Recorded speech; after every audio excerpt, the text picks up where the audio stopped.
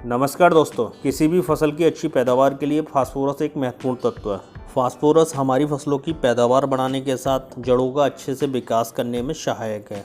फसल की cell division में मदद करता है, फोटोसिंथेसिस की क्रिया को बढ़ाता है। फसलों में फल फूल के साथ दाना बनाने का भी इसका कार्य रहता है। किसी भी फसल की ओवरऑल ग्रोथ के लिए फास्फोरस सबसे महत्वपूर्ण तत्व है। अब इतने ज़्यादा फायदे हैं तो कुछ नुकसान भी हैं। फास्फोरस आपकी मिट्टी में सबसे ज़्यादा फिक्स होने वाला तत्व है। किसान आजकल सबसे ज़्यादा फास्फोरस के लिए डीएपी का यूज करते हैं। डीएपी में 40% फास्फोरस होता है, जिसमें से 39.5% पानी में घुलनशील होता है, बाकी आपकी मिट्टी में फिक्स हो जाता है। और डीएपी के सबसे ज़्यादा फिक्स होने के चांस उस समय ज़्यादा बढ़ जाते हैं अगर आपकी मिट्टी का पीएच 7.5 से 8 के बीच है, तो ऐसी मिट्टी में फास्फोरस सबसे ज़्यादा फिक्स होता है। इसी वजह से हमारे कृषि वैज्ञानिक हमें सलाह देते हैं कि ज़्यादा पीएच वाली मिट्टी में आप डीएपी न डालें। अगर आपके खेत की मिट्टी का पीएच बहुत ज़्यादा है तो आप डीएपी को न डालकर सिंगल सुपर फॉस्फेट को डालें। दूसरा, अगर आपकी खेत की मिट्टी काली या फिर हल्की मिट्टी है तो ऐसी मिट्टी में भी फास्फोरस सबसे ज़्यादा फिक्स होता है, क्योंकि डीएपी का पीएच 8.1 के आसपास होता है, जबकि सिंगल सुपर फॉस्फेट का 1 से 1.5 के बीच होता है।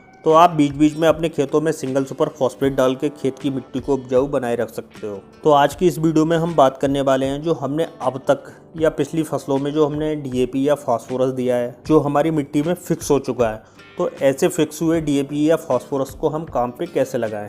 इस समय हम धान की फसल लगाने वाले हैं। जो हमने पिछली फसलों में डीएपी या फास्फोरस दिया है, तो जो फास्फोरस हमारी मिट्टी में फिक्स हो चुका है, तो उसे कैसे घुलनशील बनाकर हम पौधों को उपलब्ध करा सकते हैं। तो इस वीडियो में हम जानेंगे डीएपी डालने का सही तरीका क्या है, गलत तरीके से डालने पर ये कब सबसे ज़्यादा फिक्स होता है। कुछ तरीके अपनाकर आप मिट्टी में जो फिक्स डीएपी पड़ा है उसे आप काम पे लगा सकते हो। इससे पहले अगर आपने हमारे यूट्यूब चैनल को सब्सक्राइब नहीं किया तो सब्सक्राइब करके ऑल नोटिफिकेशन को ऑन कर दें, जिससे आने वाले वीडियो को नोटिफिकेशन आपको मिलता रहेगा। फसलों के लिए जो हम पोषक तत्व डालते हैं उसमें डीएपी सबसे ज़्यादा फिक्स होने वाला तत्व है। किसी भी और तत्व की तरह डीएपी में मूवमेंट नहीं होती है, जड़ों को ही डीएपी के पास जाना होता है। तो आप हमेशा ध्यान रखें, खड़ी फसल में आप डीएपी कभी ना डालें।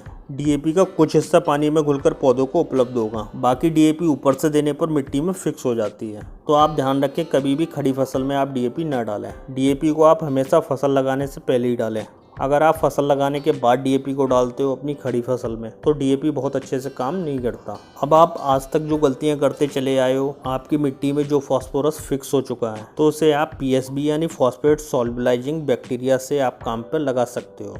पीएसबी एक बैक्टीरिया का समूह है जिसे हमारे कृषि वैज्ञानिकों ने बोतल में पैक करके आपके लिए उपलब्ध करा दिया है। बस आपको अच्छी नॉलेज होना चाहिए कि आप पीएसबी को कैसे डालें, कितनी मात्रा में डालना है और कब डालने से हमें ज़्यादा फ़ायदा मिलता है। अगर आपने इस चीज़ को समझ लिया तो आपकी पैदावार बढ़ना निश्चित है। अब इसे डालने के कुछ तरीके समझ लेते हैं हम।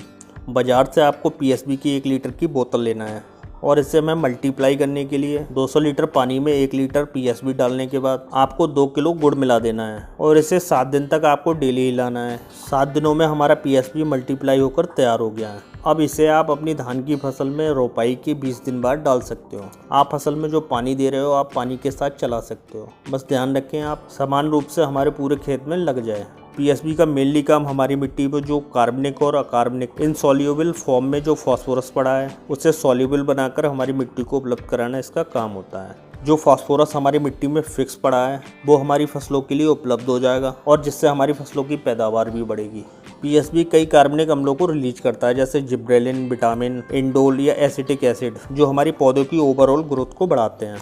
पीएसबी उस समय ज़्यादा अच्छा काम करता है जब हमारे खेतों में कार्बनिक मैटर ज़्यादा हो, तो उस समय हमारी फसलों में बहुत अच्छे से काम करता है। अब कई सारे किसान भाई सोच रहे होंगे हम पीएसबी को हम मिट्टी में मिलाकर भी डाल सकते हैं, जड़ों का उपचार भी कर सकते हैं और कंपोस्ट खाद में भी मिलाकर डाल सकते हैं। तो आप मेरे ख्याल से धान की फसल में ऐसी गलती बिल्कुल ना करें। आप पीएसबी को मल्टीप्लाई करें और धान की रोपाई के 20 दिन बाद ही डालें, क्योंकि आप रोपाई के समय डालेंगे तो आपको डीएपी भी डालना है, कंपोस्ट या गोबर की खाद में डालेंगे फिर भी आपको डीएपी डालना है। तो हमें बस इतना ध्यान रखना है, किसी भी रासायनिक खाद के साथ कम से कम 20 दिन का अंतर जरूर देना है। तो आप अपनी धान की फसल में कम से कम 20 दिन बाद डालें, क्योंकि आप उस समय तक डीएपी डाल चुके होंगे, तो आपको 15 से 20 दिन का समय जरूर मिल जाएगा। तो इसके बाद आप अपनी फसल में पीएसबी को चला सकते हो। पूरी बोतल में लाखों करोड़ों बैक्टीरिया होते हैं, जिनका मेनली काम आपकी फसल में जो फास्फोरस वेस्ट पड़ा है उसे दोबारा काम पे लगाना होता है।